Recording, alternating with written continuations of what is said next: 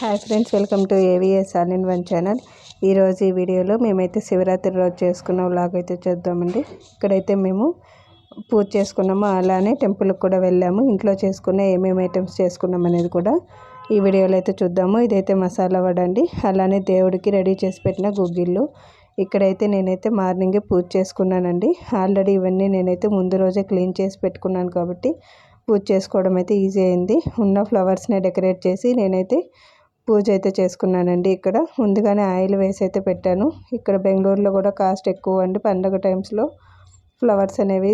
So మాకు అందుబాటులో ఉన్నవే తెచ్చి పెట్టుకున్నాము. సో ఇక్కడైతే దేవుడికి కావాల్సిన ప్రసాదం కూడా రెడీ చేసుకున్నానండి. నేను మార్నింగ్ అయితే ఏం ప్రసాదం పెట్టలేదు, ఈవినింగ్ అయితే పెట్టాను. ఇక్కడ దేవుడి కోసం అనేసి ఫ్రూట్స్ అంతా రెడీ చేసి పెట్టుకున్నాను. బ్లాక్ గ్రేప్స్ కూడా ముందుగా వాష్ చేసుకుని అయితే పెట్టుకున్నానండి. ఇంటి గుమ్మంలో కూడా అంతే నీట్గా క్లీన్ చేసుకొని రంగోలి అయితే వేసుకున్నాము. సో ఇక్కడ టైల్స్ కాబట్టి తక్కువగా కనిపిస్తుంది రంగోలీ అనేది. సో ఫైనల్గా అయితే అంతా క్లీన్ చేసుకున్న తర్వాత నీట్గా ముగ్గు అయితే పెట్టుకున్నాను. ఇక్కడైతే దేవుడికి కూడా పూజ చేసుకొని టెంకాయ అయితే కొట్టుకున్నామండి. ఇవంతా నాకైతే పైకి పెట్టేకి ప్లేస్ లేదు, అందుకని ఒక స్టూల్ మీద అయితే పెట్టుకున్నాము. సో ఇక్కడైతే దీపారాధన చేసి ప్రసాదం అయితే పెట్టామండి. సో ఇక్కడైతే అంత పూజ అయితే కంప్లీట్ అయింది. కంప్లీట్ అయిన తర్వాత మేమైతే ఆఫ్టర్నూను మసాలా వడ అయితే చేసుకున్నామండి. ఇక్కడ శనగపప్పు అనేది ఒక 4 hours అయితే పెట్టుకోవాలి. ఒక గ్లాస్ అంత శనగపప్పు అయితే నానపెట్టానండి నేను, ఒక పెద్ద గ్లాస్ అంత శనగపప్పు. సో ఇదైతే కంపల్సరీగా ఒక 4 hours అయినా నానాలండి. ఇక్కడ కావాల్సిన ఐటమ్స్ పచ్చిమిర్చి, అలానే ఆనియన్, అల్లం వెల్లుల్లి కొంచెం కొద్దిగా, అలానే కొత్తిమీర కూడా అండి. ఇవన్నీ ఒకటేసారి మనమైతే మిక్సీ జార్లో వేసుకోవాలండి. ఇప్పుడు ముందుగా శనగపప్పు వేసుకున్న తర్వాత కారం, తగినంత కారము, అలానే వెల్లుల్లి కూడా వేసుకోవాలి. అన్నీ వేసుకొని బరకగా అయితే మిక్సీ జార్లో మిక్సీ పట్టుకోవాలండి. ఎక్కువగా మిక్సీ జార్లో స్మూత్గా పట్టాల్సిన అవసరం లేదు, జస్ట్ రఫ్గా ఉంటే చాలు, అది కూడా 70%. సో ఇక్కడైతే నేను కరెక్ట్గా రఫ్గా అయితే పట్టుకున్నానండి. చూసారా, ఇక్కడ మనకైతే ముద్ద అయితే రావాలి. అలా అని చెప్పి ఎక్కువ వాటర్ వేసుకొని పలుచగా పట్టుకోకూడదండి. కరెక్ట్ కన్సిస్టెన్సీతో మనమైతే మిక్సీ జార్లో అయితే మనం రుబ్బుకోవాలి. సో ఇప్పుడైతే నేను అంతా రుబ్బుకున్న తర్వాత ఒక బౌల్లోకి అయితే తీసుకున్నాను. అలానే రిమైనింగ్ ఉన్న వాటిని కూడా అంతే. ఇప్పుడు రుబ్బేటప్పుడు అయితే నేను కారం వేయలేదంటే, ఆల్రెడీ ముందే వేసాను కాబట్టి ఇప్పుడు కొంచెం కొత్తిమీర మాత్రం కట్ చేసి వేసాను.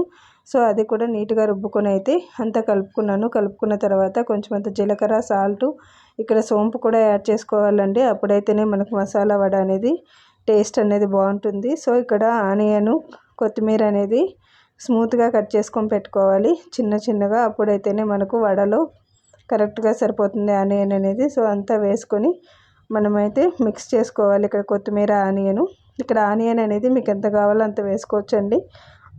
మసాలా వడ అంటే పేస్ట్ ఎంత ఉందో దానికి తగినట్టు మనమైతే ఆనియన్, అలానే కొత్తిమీర కూడా కలుపుకోవచ్చు. ఇందులోనే శనగపప్పు కాబట్టి గ్యాస్ట్రిక్ రాకుండా ఉండడానికి నేనైతే కొంచెం అయితే ఇంగువ అయితే యాడ్ చేశానండి. కావాలన్న వాళ్ళు వేసుకోవచ్చు, వద్దన్న వాళ్ళు అయితే స్కిప్ చేయొచ్చండి. సో ఇక్కడైతే నేను లైట్గా కొంచెం గరం మసాలా లేకపోతే చికెన్ మసాలా యాడ్ చేయండి, మంచి ఫ్లేవర్ ఉంటుంది వడకి.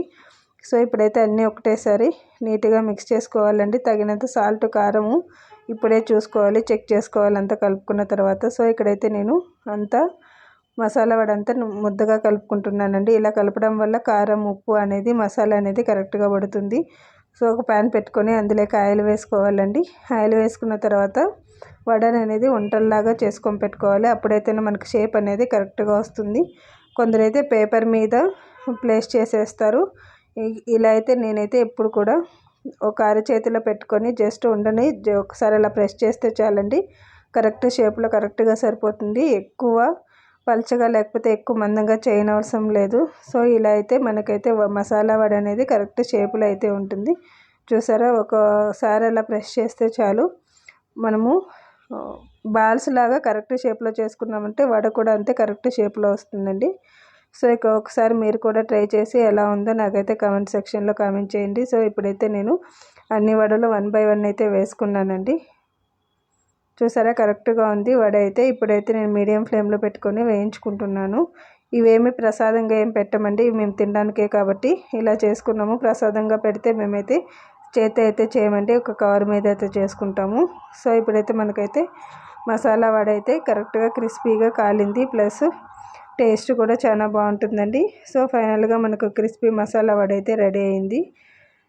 చూసారా, ఇప్పుడు లాస్ట్ వరకు అంతే. ఇక్కడ నేనైతే ఒక డిష్ అవుట్ చేసుకున్నాను ఒక ప్లేట్లో. సౌండ్ అయితే చాలా బాగా వస్తుందండి. నేనైతే అవుట్ సైడ్ సౌండ్స్ ఉంటాయని ఈ సౌండ్ని అయితే మినిమైజ్ చేశాను.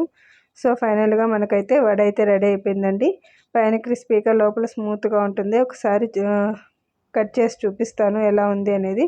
చూసారా, మనం కట్ చేస్తే కరెక్ట్గా కట్ అయిపోతుంది. పైన అనేది చాలా క్రిస్పీగా ఉంటుందండి.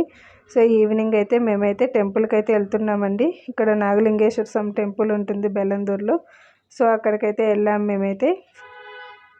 చాలా రష్ ఉందండి, జనాలు ఎక్కువ మంది ఉన్నారు. ఎందుకంటే మహాశివరాత్రి కాబట్టి ఈవినింగ్ టైమ్స్లో వచ్చేవాళ్ళు చాలామంది వచ్చారండి. శివుని టెంపుల్ అయితే చాలా బాగా కూడా డెకరేట్ చేశారు ఇక్కడైతే. చూసారా, ఇదైతే నాగలింగేశ్వర స్వామి టెంపుల్ బెల్లందూరులో చాలా ఫేమస్ అండి. ముందర కూడా అంతే దీపాలు పెట్టుకునే వాళ్ళు పెట్టుకోవచ్చు. ప్రసాదం కూడా అంతే చాలా మందికి ఇస్తున్నారండి. ఇక్కడ పెద్ద పెద్ద బౌల్స్లో అయితే చేసుకొని వచ్చారు. సో మసాలా రైస్ అలానే స్వీట్ కూడా ఇచ్చారండి. నేనైతే స్వీట్ తీసుకోలేదు, జస్ట్ మసాలా రైస్ అయితే తీసుకున్నాను. సో ఇక్కడైతే మాకైతే దర్శనం బాగా అయింది. అలానే చాలా మంది వచ్చారు జనాలు కూడా. సో ఫైనల్గా మాకైతే దర్శనం అయితే బాగా అయిందండి. ఇక్కడ ఈవినింగ్ అయితే నేను దేవుడికి ప్రసాదం అయితే రెడీ చేస్తున్నాను. ఒక ప్యాన్ పెట్టుకుని అందులో ఆయిల్ అయితే వేయాలండి. ఇవన్నీ గుగ్గిళ్ళు మొత్తం అంతా మిక్స్ చేసిన గుగ్గిళ్ళు అండి. ఇవి శనగలు, అలసందలు, అలానే ఉలవలు, బఠానీ అన్నీ అయితే కలిపి మిక్స్ చేశాను. ఇక్కడ శివరాత్రికి నైవేద్యంగా చాలా మంది పెడతారండి. ఇవి మా ఊర్లో అయితే ఇవే పెడతారు దేవుడికి. ఈవినింగ్ అయితే అందరికీ పంచుతారు. సో ఇక్కడైతే నేను అందులోకి ఆయిల్ పోసుకున్న తర్వాత కొంచెం అంత జీలకర్ర వేసుకొని ముందుగా రెడీ చేసి పెట్టుకున్న గుగ్గిళ్ళు వేసుకో, కొంచెం సాల్ట్ అలానే కారం పొడి వేసుకున్నామంటే మనకైతే గుగ్గిళ్ళు అయితే రెడీ అయిపోతాయండి. ఇందులోకి కరివేపాకు కూడా వేసుకొని మనమైతే మిక్స్ చేసుకున్నామంటే దేవునికి నైవేద్యం అయితే రెడీ అయిపోతుంది. ఇదైతే దేవుడికి నైవేద్యంగా పెట్టి ఇంట్లో అందరూ కూడా తినొచ్చండి. సో చుట్టుపక్కల ఉన్న వాళ్ళకు కూడా పంచవచ్చు. మా ఊర్లో అయితే మేము అలానే చేస్తాము, అందరికీ పంచుతాము కూడా. ఇక్కడైతే నేను దేవుడికి గుగ్గిళ్ళు అయితే రెడీ చేసి ప్రసాదంగా అయితే నైవేద్యంగా పెట్టానండి. అలానే ఈవినింగ్ కూడా పూజ అయితే చేసుకున్నాము. ఇంట్లో సాంబ్రాణి కూడా వేసుకున్నామండి. సో ఇక్కడైతే ఎలానో ఫ్రైడే వచ్చింది కాబట్టి సాంబ్రాణి వేయడం అయితే కామన్ అండి. సో ఇప్పుడు నేను ఇంట్లో సాంబ్రాణి కూడా వేశాను దేవుడికి నైవేద్యం పెట్టి. లాస్ట్లో ఇంట్లో అంతా మొత్తం టోటల్గా అయితే మేమైతే సాంబ్రాణి అయితే వేసుకున్నామండి. సో ఫైనల్గా దేవుడికి నైవేద్యం రెడీ అయింది. అలానే పూజ కూడా కంప్లీట్ అయ్యిందండి. మా శివరాత్రి ఫెస్టివల్ అయితే మేమైతే ఇలా మీరు ఎలా సెలబ్రేట్ చేసుకున్నారనేది నాకైతే కామెంట్ సెక్షన్లో కామెంట్ చేయండి. అలానే మీరైతే మీ ఊర్లో ఏ ప్రసాదం శివుడికి అయితే నైవేద్యంగా పెడతారనేది కూడా కామెంట్ చేయండి అండి. సో ఫైనల్గా నాకైతే పూజ అయిపోయింది. అలానే ఈవినింగ్ నైట్ డిన్నర్ కూడా కంప్లీట్ చేసామండి. సో ఈ వీడియో కనుక నచ్చినట్టయితే లైక్, షేర్ అండ్ సబ్స్క్రైబ్ చేయండి. కొత్తగా చూసేవాళ్ళు మా ఛానల్ని లైక్ చేసి షేర్ చేయండి. అలానే మీ ఫ్యామిలీ మెంబర్స్కి అందరికీ షేర్ చేయండి. Thanks for watching this video.